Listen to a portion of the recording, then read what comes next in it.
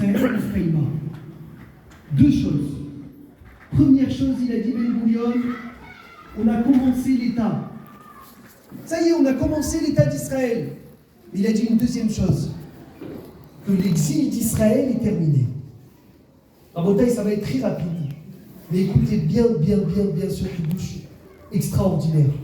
On pense des fois, on vit des histoires, on croit que c'est profane, on croit que c'est des histoires stam, mais en fait, on se rend compte que tout est kadosh. Vous savez que quand ils ont créé l'État, ça devait être tout, mais pas ce qui s'est passé. Ça veut dire que Ben Gurion, il a envoyé 2 conseillers qui devaient venir lui dire qu'est-ce qu'ils pensent les nations de créer un État. D'accord ou pas? Vous connaissez l'histoire. C'est qui ces 2 conseillers? Golda Meir. Golda Meir et Charette. Non, et Moshe Charette. 2. Golda Meir, elle était où ça? Aux États-Unis. En Jordanie. En Jordanie, oui. Et Moshe Charette, il était Aux États-Unis. Hazak, aux États-Unis. Golda Meir, elle vient, elle dit à Ben Gurion, elle lui dit, écoute, surtout pas d'État. Surtout pas d'État, laisse tomber, bracha levatala, c'est un problème. Tu vas faire que des bêtises. Golda Meir, c'est incroyable, je relisais l'histoire. Moshe Charette, il lui dit, les États-Unis m'ont dit que si tu crées un État, on arrête de te donner des armes. On arrête de t'aider. C'est impressionnant. On dirait que quand tu répètes l'histoire, je te dis c'est de l'actualité. Et il a dit, ça sera, dans ces mots-là, ça va être un suicide. Ça va être un suicide de créer un État. Il a dit que les États-Unis, ils ont dit, arrête tout. Pas de déclaration. Donne-nous aux États-Unis 3 mois. Et dans 3 mois, vous aurez un État. Ça veut dire que, encore une fois, ils voulaient nous commander. Il a dit, donne-nous 3 mois. Ça veut dire que personne ne lui a dit, avance. Et on se connaît l'histoire, que Ben Gurion, il a traîné. Pourquoi? Parce que il n'avait pas la majorité, jusqu'à qu'en pleine nuit de mardi à mercredi, il a été machriz, la Hakamat Medina, il a réussi, Baruch Hashem, 6 voix contre 4. Et Bederech Nes, maintenant il fallait préparer Megillat HaAtzmaut. Il fallait préparer tout le Tekes en combien de temps? Quelques heures. 24 heures. 24 heures, il devait tout préparer. Regardez, Rabotai, pourquoi je vous raconte ces détails? Vous pensez que c'est Chol, Kaviarol, que c'est quelque chose de Stam. En 24 heures, maintenant 24 heures, ils ont trouvé un endroit à Tel Aviv, Baruch Hashem, où ils devaient faire le Tekes. Il fallait quelqu'un qui imprime et quelqu'un qui enregistre la Megillat HaAtzmaut. Ils sont partis chez un monsieur qui avait une... J'ai oublié son nom maintenant, Chaval. Il avait quelque chose d'enregistrement et un... Le studio. Studio qui s'appelait Tzlil. Ils lui ont dit, il a dit, est-ce que tu veux enregistrer quelque chose? Il a dit, avec plaisir. Il a dit, non, mais il faut que tu viennes, toi, tu déplaces tout ce que tu as, tu les déplaces à l'endroit. Il a dit, non, ça c'est impossible. Il a dit, mais tu n'as pas compris, il y a quelque chose de saudi qui va se passer, que personne ne sait, que tu auras un srout de le faire. Il a dit, c'est quoi? Si tu ne me dis pas, je ne le fais pas. Il a dit, tu vas être zoré d'enregistrer l'indépendance de l'État. Il a dit, je déplace tout. Il y a une condition, vous mettez ma publicité sur le micro. Il a dit, vous mettez. Il a dit, si c'est ça, on va te le mettre. Donc très bien, Baruch Hashem, tout est prêt. Le micro, il arrive, imaginez-vous, le micro, il y avait écrit dessus, tu le vois jusqu'à aujourd'hui. Tzlil. Il a accepté de faire ça, il a dit, je veux ma pub. C'était un bon juif, Baruch Hashem. Il n'y a pas de problème. Maintenant, Rabotai, c'est ça le dossier. Il a commencé à avoir une dispute entre Ben Gurion et Rav Maimon.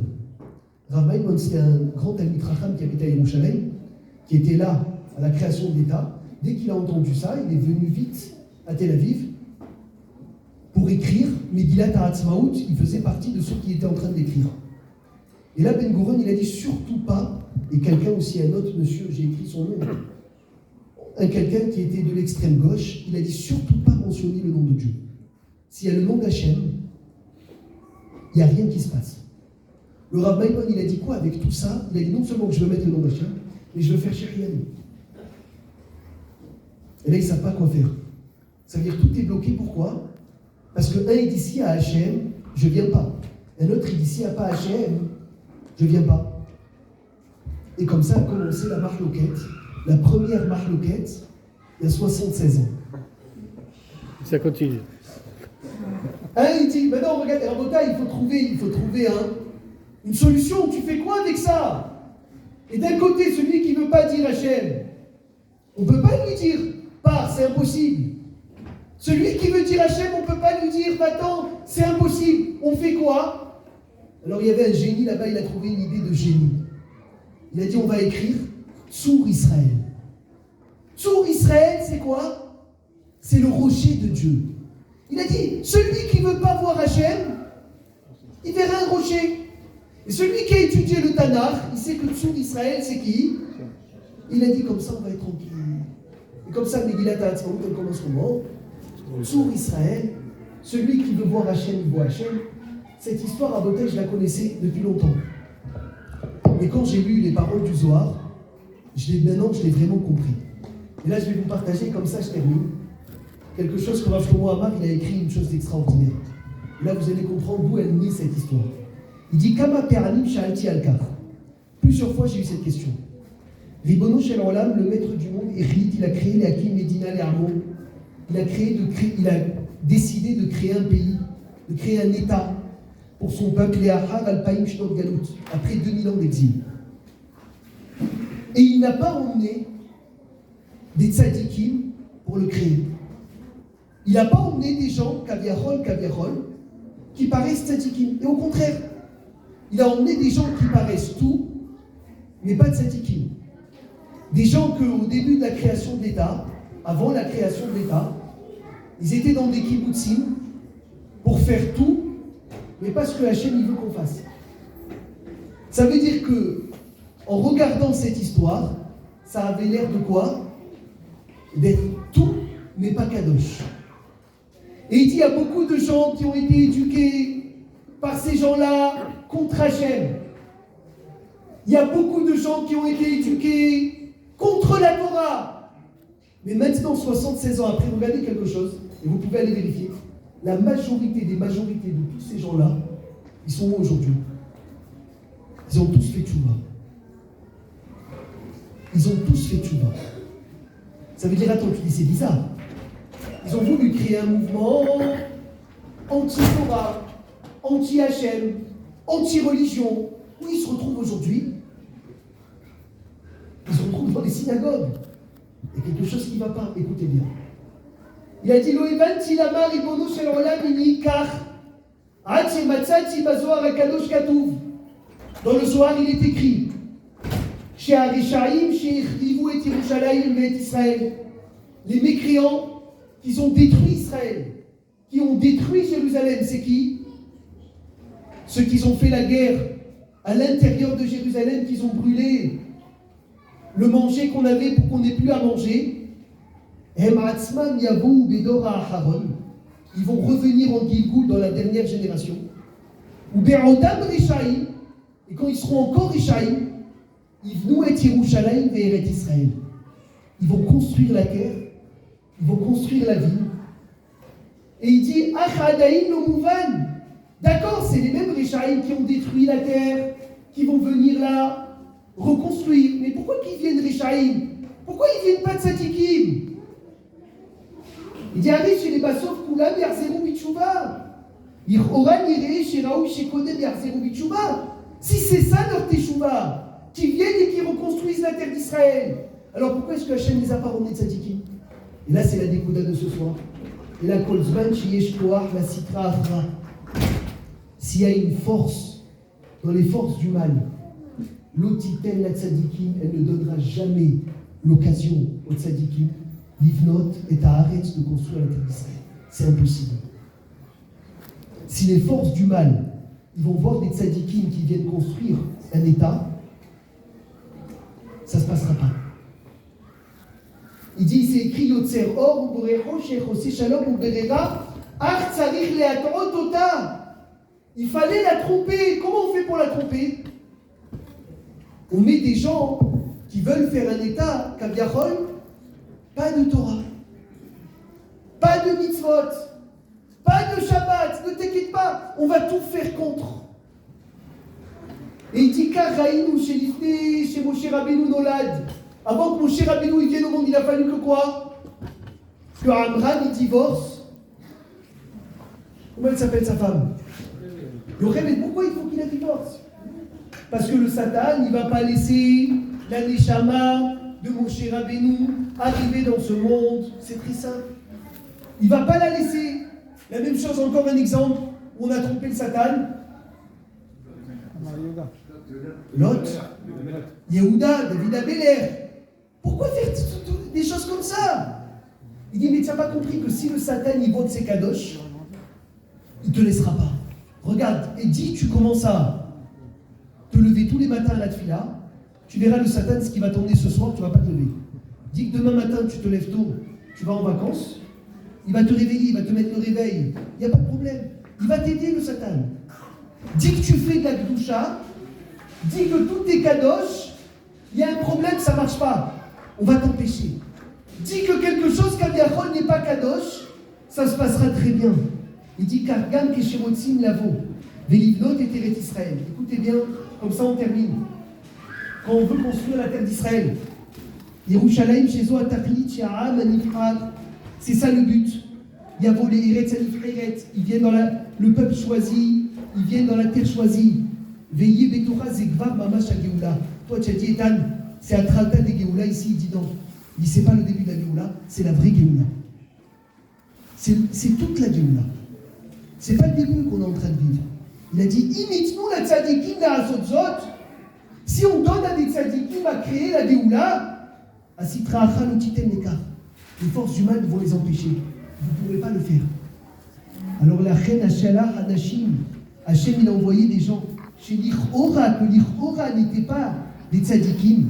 L'Ichora, ils ont fait des choses qui étaient contre la Torah pour que les forces du mal, Azra Lahem, une fois que tout a été créé, Hachem Mahazir Neshamot Livgarim Metim. Hachem il a emmené la Neshama à ce corps. Eux ils ont fait le corps. Et ils sont arrivés, les tzadikim, ils ont emmené de la Torah, ils ont emmené la Neshama à un corps. Ça veut dire, Abotai, Omnam Kol Ele Amit Hachem Itbarach. Deux tzadikim qui ont compris ça. C'est qui ces deux tzadikim qui ont compris ça? Arav Avraham Yitzhak Akohen Kouk et le Rav Ben Zion Meir Hayuziel. Ces deux tzadikim qui ont compris le système. Ils ont dit ça, c'est un plan Meyuhad d'Akadosh Baruch Hu.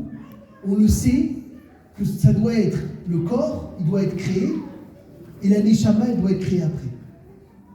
Ça veut dire que si on a compris le chiffre de ce soir, on ne peut plus discuter sur Yom HaAtzmaut. Il n'y a plus de marloquette, ça fini. Pourquoi il n'y a plus de marloquette? S'il va te dire, ah, mais ceux qui l'ont créé, c'était pas. Tu me dis, mais tu n'as pas compris, Mérila. Ça pouvait être que. Pourquoi ça pouvait être que? Parce que si c'est un tzaddik qui le fait, il n'y aurait pas eu. Il n'y aurait rien eu.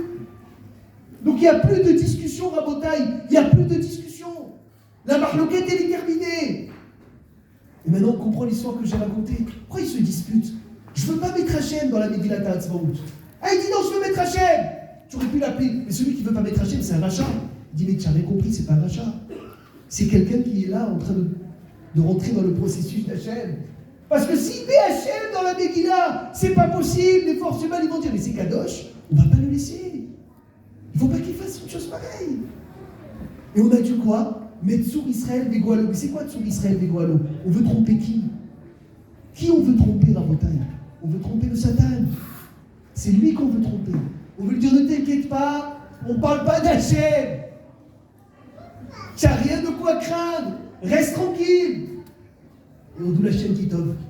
Cette Megillah, on a vu des missiles Glouim. On a vu, Rabotaï, des pays contre nous qui se sont levés pour nous détruire. Veine Hachem et Shaber Harim. Veine Hachem, comment c'est le passouk? Chover Selaim. Rabbi il a dit aux soldats Selaim, Hachem il va venir, il va se tenir dans la guerre, il va détruire les Selaim. C'est quoi les Selaim? C'est les rochers. Il a dit Samer, Lamed, Aïn, Mem, Souria, Lebanon, Irak, Mitzrayim. Hachem, il va tous les détruire. Veine Hachem, Meshaber, Selaim. Hachem, il va venir, il va vous montrer qu'une fois que tu as compris ce qui s'est passé, une fois que tu as compris que la personne qui a créé l'État à Rabotaï, c'est pas qu'elle a choisi d'être comme ça, c'est que c'est ça, Yarden aussi, Yud, c'est la Rime. Souria, Lebanon, Irak, Yarden, Mitzrayim. On peut changer, on peut rajouter, il y a des listes, t'inquiète pas.